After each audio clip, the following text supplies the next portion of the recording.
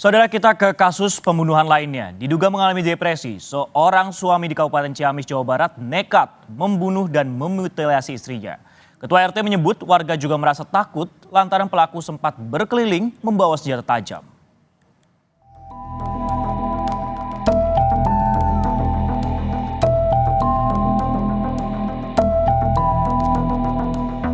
Diduga mengalami depresi, seorang suami di Kabupaten Ciamis, Jawa Barat nekat membunuh dan memutilasi istrinya.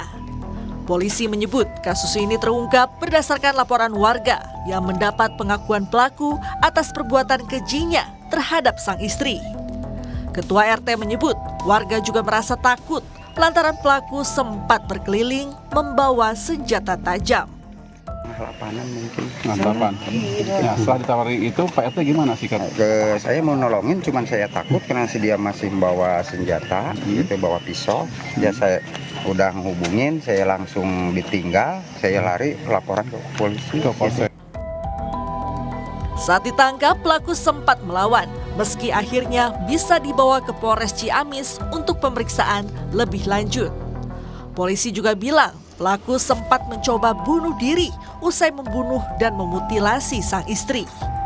Sesaat setelah melakukan pembunuhan dan mutilasi, pelaku ini berdasarkan informasi yang kami dapatkan dan saksi-saksi sempat berusaha untuk bunuh diri, dan itu terkonfirmasi dengan ada beberapa luka di tubuh pelaku sendiri, misalnya sayatan di lengan kiri, kemudian ada luka tusukan di betis sebelah kanan belakang. Jadi si pelaku ini memang berusaha juga untuk mengakhiri hidupnya. Kemudian pelaku bisa diamankan oleh petugas kami, anggota kami di lapangan, dibantu oleh masyarakat.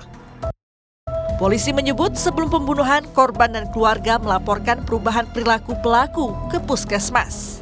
Sebelum kejadian, memang korban dan keluarganya sempat menyampaikan ke puskesmas terdekat, yaitu Puskesmas Ranca, terkait dengan perubahan perilaku dari suaminya atau si pelaku ini.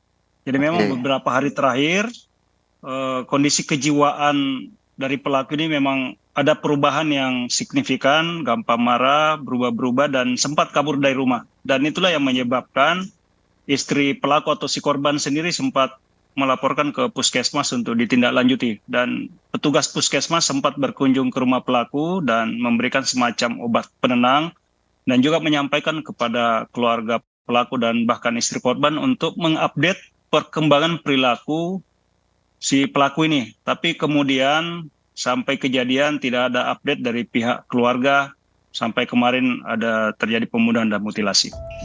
Polisi menyebut pelaku nantinya akan menjalani pemeriksaan kejiwaan untuk mengetahui motif pembunuhan. Pakar psikologi forensik Reza Indragiri menyebut pembuktian dugaan gangguan kejiwaan pelaku pidana perlu melibatkan profesional. Kita ingin memperbincangkan orang ini sebagai orang yang waras atau tidak waras, tentu membutuhkan pelibatan profesional. Ya. Tapi karena yang bersangkutan sudah melakukan tindakan pidana, maka sudah semestinya bukan kacamata klinis yang kita kedepankan, tetapi kacamata forensik yang kita dahulukan. Bagaimana melihat peluang orang ini bisa dimintai pertanggungjawabannya secara pidana, tidak tergesa-gesa berpikir tentang bagaimana menyembuhkan orang ini, atau pura-pura sakit, kemungkinan disimulation atau pura-pura sehat adalah sebuah fenomena yang sangat lazim berlangsung di ranah forensik. Ketika orang melakukan perbuatan yang melanggar hukum, maka dia akan mengandalkan siasat atau strategi sedemikian rupa, termasuk rekayasa psikologis, untuk mengelabui hukum, untuk mendapatkan peringanan bahkan mungkin pembebasan dari sanksi pidana. Polisi menyita sejumlah barang bukti di lokasi kejadian, salah satunya pisau yang diduga dipakai untuk memutilasi korban. Kini jenazah korban akan diotopsi di Rumah Sakit Umum Daerah Ciamis. Dede Ibin, Kompas TV Ciamis, Jawa Barat. Saudara, warga